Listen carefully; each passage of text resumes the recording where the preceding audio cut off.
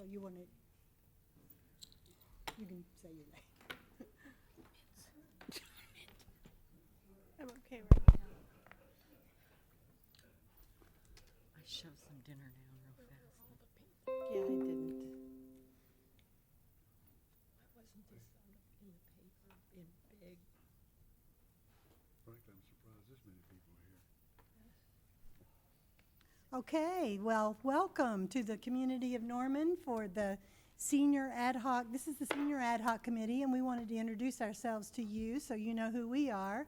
And then we're going to turn the meeting over to the design team that will introduce themselves and kind of talk about how the procedure for how where we're going from here.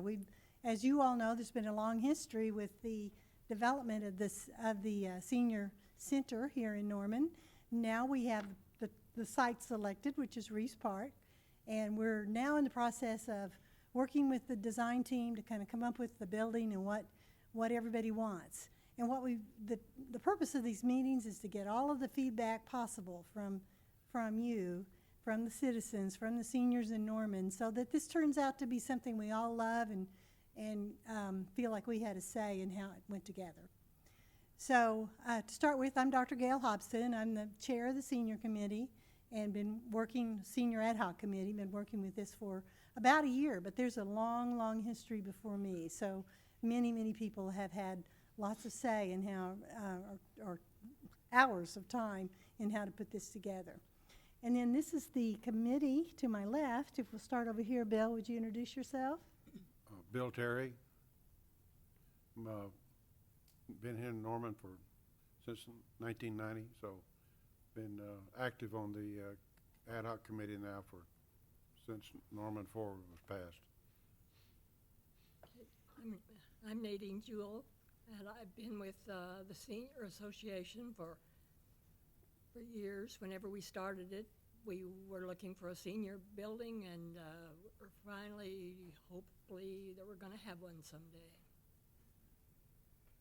Hi, I am Julie Knudsen, and I am president of the Norman Seniors Association. I've been involved with the group now almost 4 years. I still work full-time. I work for a private weather company, so sometimes you see me and sometimes you don't.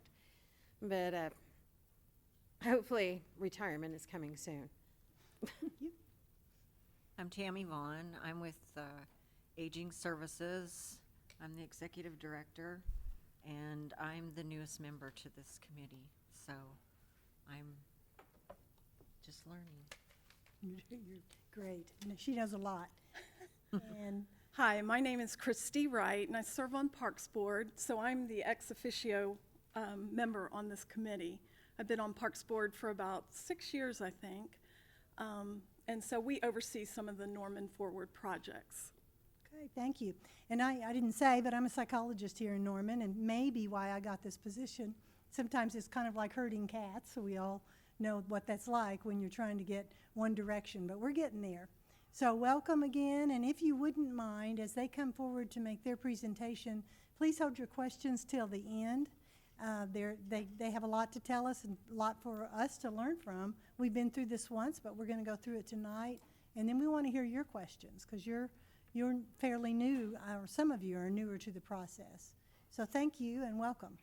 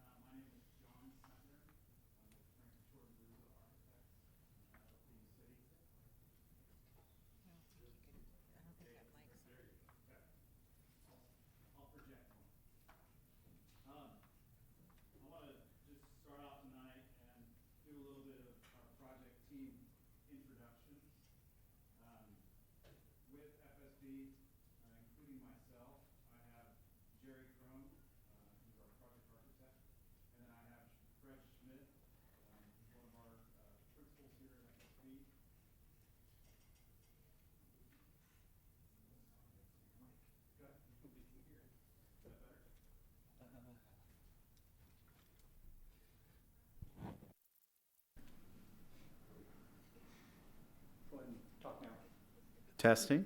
Ooh, hey. All right. I'll redo that. My name is John Sempner with FSB. I'm the principal in charge of this project for us. We have Jerry Crone, our project architect, Fred Schmidt, who's a fellow principal at FSB and a Norman resident. And then we have Bill Clifford with BRS Architects out of Denver, Colorado. That will become important that you all know each of us. At the end, we're going to play a little game. And then as you all have questions, I want you to feel free to come to any one of us to ask questions. If we need to log it down, we'll log it down. If not, we can show you how else to kind of interact with the game to get your feedback heard. So next I wanted to go into a little bit of project background. So the site that's been selected is Reeves Park. So Reeves Park is currently being planned as part of a large master plan. And the southwest corner is the location that has been selected for the senior center. As we look at that site, you know, it's a pretty green site. We'd like to kind of hug to the south because the university has talked about aligning the street to the south Constitution there. And so at some point there will be some additional land that is potentially available to maybe do some outdoor activities or something in the future for a future phase. Other than that, when we look at the site, we think it's a fairly flat site. It's a great site. We're excited about all the road frontages and the access to the park. So holistically, I think that's a real benefit to the project. When we want to talk about public outreach, so how are we going to get the opinions of the Norman residents and especially their seniors heard to make sure that we can take the budget we've been given and build something that is really going to be a place where people can interact, enjoy, and really make sure that it's useful to, it's a place that's used. So we've come up with kind of a strategy on community engagement. First off is public meetings. So we've set forth a full schedule. Every meeting on there is public and anybody can come to any of them. Last night we had a senior ad hoc committee meeting. It was well attended by the committee, and some residents of Norman came and also gave their opinions. In addition to that, we're going to post an online survey. We really feel that's a great way to get a broad breadth survey response. But we know that some people are adverse to the computer. And so we wanted to also make sure that hard copies are available. We're going to send out a flyer for that in the water bill. And so that will start for the October water bill. It takes about a month for that water bill to cycle through all the residents. And so while the water bill's going out, and then for about, I think it's 8 days afterwards, that survey is fully open. So in addition to that, we've asked the ad hoc committee to try and take kind of the message to different community groups to try to get them to bring surveys with them and take them to local Rotary clubs or civic events such that people can have an opportunity to hear about it and can participate. Tonight, we will actually hand out a public comment card. It is basically that hard copy of the survey. We had some comments yesterday that a couple residents had on the survey, and we're going to try to incorporate those into future cards, but we couldn't do that for today. But we still wanted to go ahead and pass it out to everybody in the room. So when we start playing our game, we'll also pass out a copy of that, and we'd like to collect them tonight. So if when you get done, if you go ahead and bring them to one of the four of us, we can collect those and tabulate those. And that's just a kind of an early sample so we can kind of see the types of comments, the feedback, and that will be included in the total survey response. So the public meetings after the survey. So tonight is the first large public meeting like this. We will also have one immediately after the survey closes on October 30th. And that's really where we're going to bring back both the survey responses and some initial concepts for both what the floor plan and what could be included for the budget, and potentially how it would sit on the site and some site features. After that, about a little over a month later, on December 3rd, we'll come back and present to the ad hoc committee. And in that meeting is really where we're going to bring what we feel is a robust floor plan. It kind of incorporates everything we've heard and all the comments. And once we get approval from the ad hoc committee, we'll take it to the Parks Commission, and then we'll take it to City Council, and then we'll, if they don't have any comments, we'll take it for final approval a second time. So kind of how that lays out, you can kind of see the program goals and values, kind of the initial. Then we have 6 weeks for the public input period, then 5 more weeks for final concepts, 6 weeks for council approval. You can kind of see how the survey is open between meetings 1 and 2. If you like lists, here it is up in a list. So kind of similarly, we're here at the 18th. We're marching towards that October 30th date to kind of bring you some concepts of what this could potentially look like. Get those feedback back, and that workshop public meeting 3 is where we bring it back to the ad hoc committee. With that, I'm going to turn it over to our consultants, BRS, to talk a little bit about the program and what activities and spaces we envision could be in some national trends we're seeing in senior wellness centers. Thank you. Well, nice to meet you all. I'm Bill Clifford. I'm a project manager with Barker Rinker CCAT Architecture. As John mentioned, we're based in Denver and also in Dallas. We have a number of spaces that we'll show you that are all potential spaces for your senior center. And these will relate to, if you see all the photos on the back wall, these are all things that you can vote on tonight with our dot game as we break up into that part of the meeting. So I'll jump right in here. Just a few spaces there. So the first space that we're looking at is the senior adult lounge, and that's often near the front entry, place to gather, play cards. We often have a coffee bar in that area. A lot of times that space gets divided into a quiet reading side and a more active social side, so something that you might want to consider there. There's a couple images of what that might look like. The next space is a community room events hall. This is the larger space that you can have any kind of reception, wedding reception, retirements. That room is often dividable into 2 or 3 other spaces so that it can also function as smaller classroom space, give you flexibility in that area.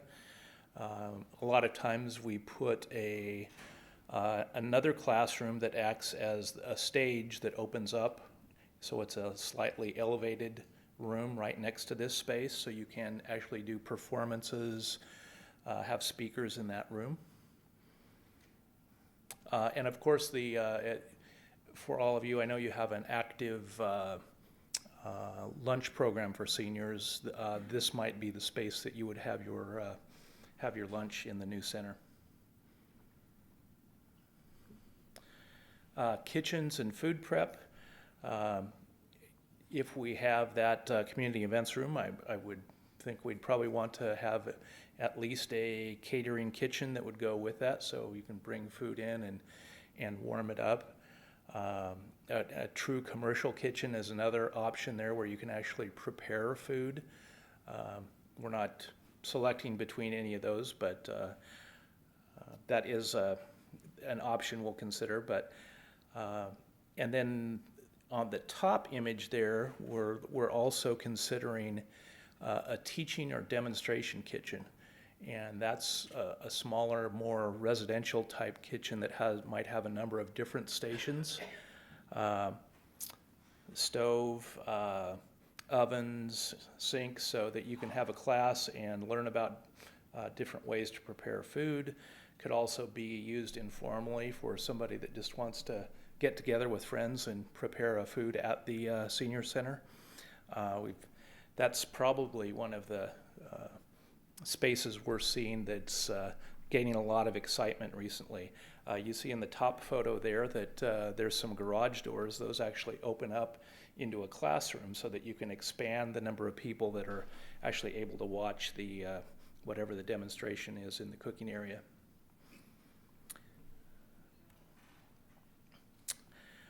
Next space is classrooms. Of course, those can be used for all kinds of different things as far as teaching.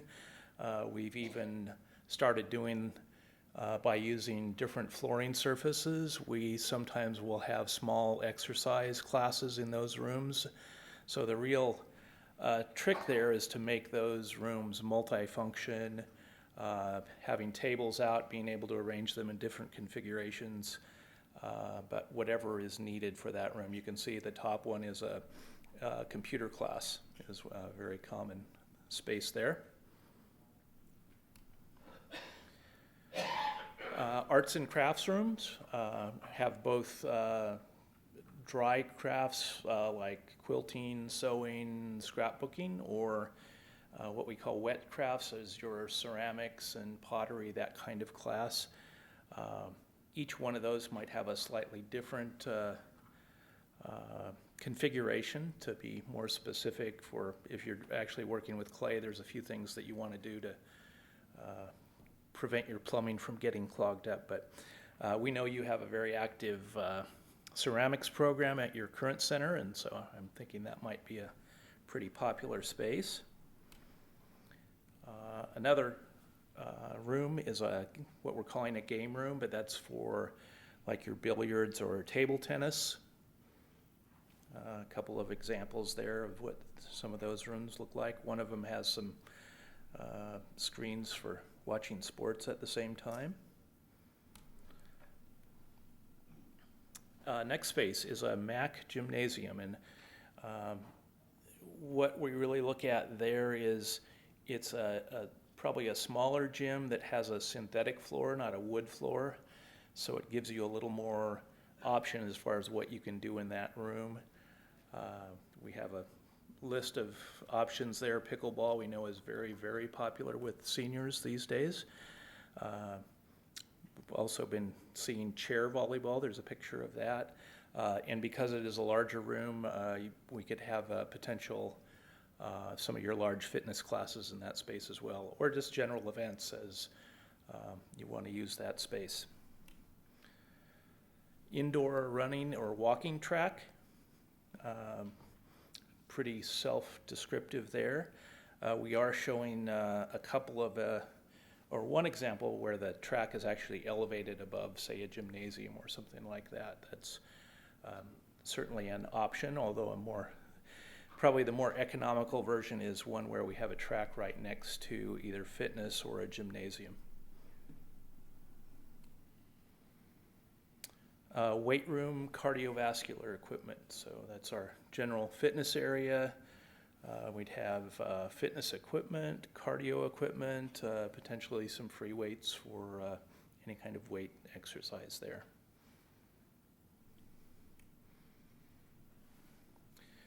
Group exercise room, that's our traditional, what we used to call an aerobics room, but so we certainly do try and do much more than aerobics. But generally in that room, you have a cushioned floor so that when you're moving around and doing aerobic type activities, it's a little easier on your body. but you can see another number of different classes shown in that room. We are showing a pool. That might be a little beyond where we're at, but we're throwing that out as a consideration. Probably a more practical option is a warm water wellness pool, and we have a number of options shown there. What we see in these spaces are, in the larger space, we can do water aerobics. There's also, on this upper left image, there's a place for seats and jetted, so it's kind of like a warm jacuzzi as opposed to a hot one.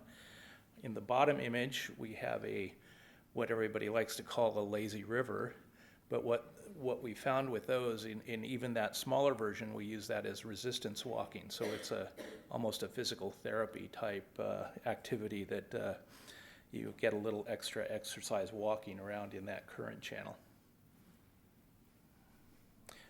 The other thing I should point out, on the upper left image, we are showing there's a ramp for access into the pool, so that eliminates the need for chair lifts, or we sometimes will use a water elevator that actually just lowers you straight down into the water. So there's a number of different options for people that have limited ability to, go up and down a ladder to be able to get into the water. Another choice is the hot water pool, and that's our traditional jacuzzi spa with seats, bubbles and jets and that kind of thing. So, but that's typically a hotter water than any of the other pools, and typically a little smaller. You can see in a couple of those examples, the jacuzzi is raised off the deck, and that does allow for an easier transfer from a wheelchair that you can swivel over and make that move that way. So that's also helps with access.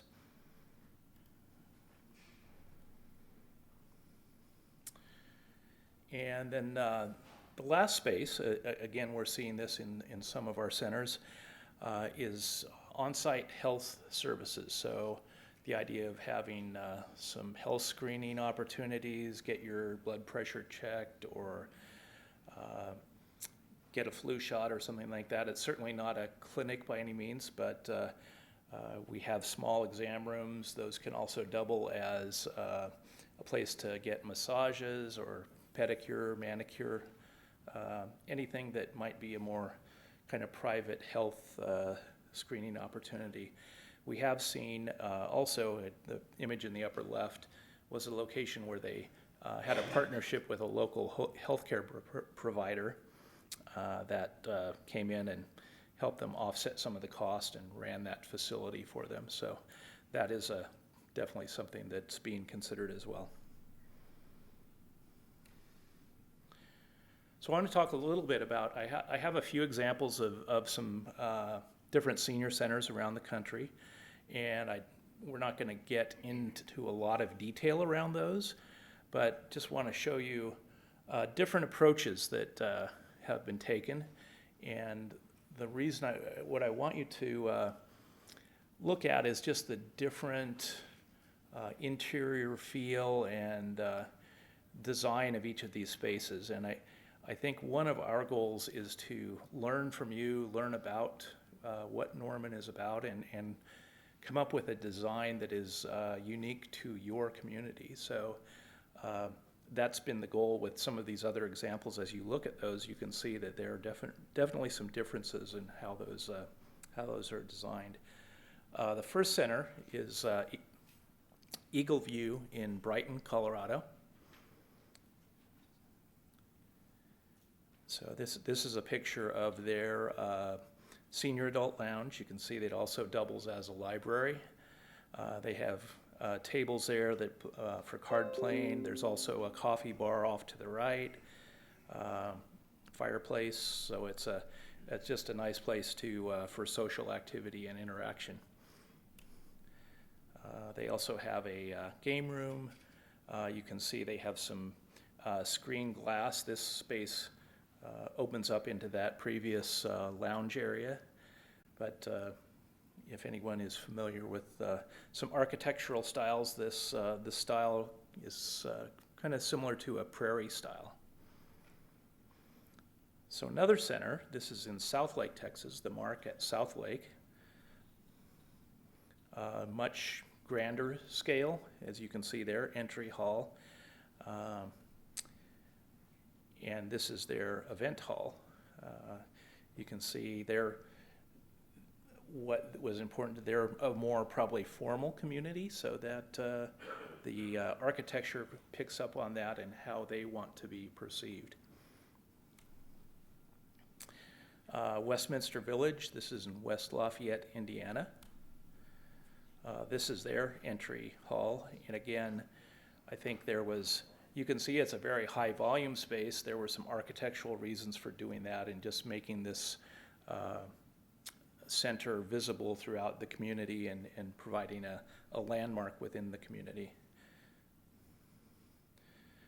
This is their pool area. They have a lap pool, a small wellness pool, and also a jacuzzi in their space. And the banners on the hanging from the ceiling are actually to absorb sound within that space, and also be decorative. This next one is the Thornton Active Adult Center in Thornton, Colorado. It's actually under construction right now. So one of their concerns, or one of their interests, is they have nice views of the mountains, and nature was a very popular theme for them. So we have some aspen leaves as a decorative screen over the entry area, and then the blue stained wood is reminiscent of the beetle kill wood in the Colorado area. This is their senior lounge. You can see we've used that aspen leaf screen as a room divider on the left side there. Again, a fireplace in the senior lounge, and the fireplace acts as the separation between the quiet and active sides of the room. And in the far wall is the coffee bar that's associated with the space. And we also have room for computers as well in that for people that want access to computers in the space. So the way that we try and learn a little bit about you is it's another one of our exercises that we're going to be breaking up into after we're done with our presentation. But what we call our 5 questions. So we have just general ideas about how you can tell us a little bit about Norman. So our questions are, how do you describe where you live when you're away from Norman? So that's when you're traveling around the world and somebody says, well, what is Norman all about? You know, how do you tell them about Norman, Oklahoma?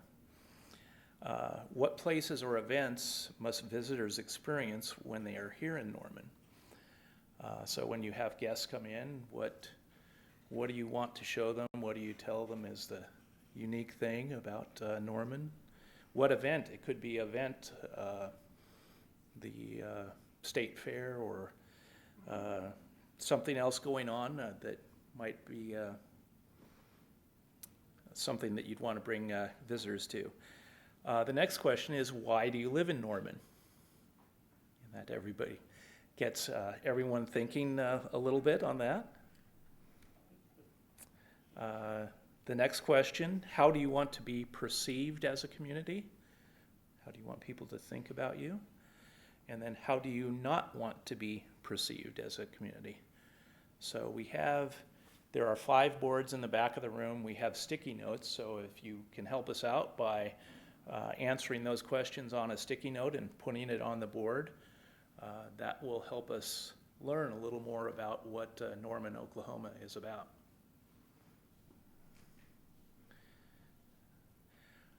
The other game that we're going to be playing is called what we call Dotocracy. I think a lot of people use this, but it's voting on the different spaces that we went over by placing dots on the images. And we have 4, 5, 6, 7, 8, 9 boards back there, so 2 choices on each board, so 18 different spaces that you can vote on. Everyone will get 7 dots. You can place those wherever you want. If you really love one space, you can put all 7 on that space, however you want to vote. We just ask that you do only use 7 dots. So here's an image of dotocracy in action. You can see the dots piling up, and if you run out of space, it's okay to put the dots on the photos as well. And then the third option that we're looking for your input are the, as John mentioned, the comment cards. So we'd love to have everybody grab one of those, fill that out, and find one of us to get that information back to us. So we're hoping to get as much public input as we can. We really want to make this center about what you all want it to be, both from a design standpoint and a functional standpoint. So we are glad to see such a great turnout tonight, and with that, I think we can probably head out and start our game. Thank you all.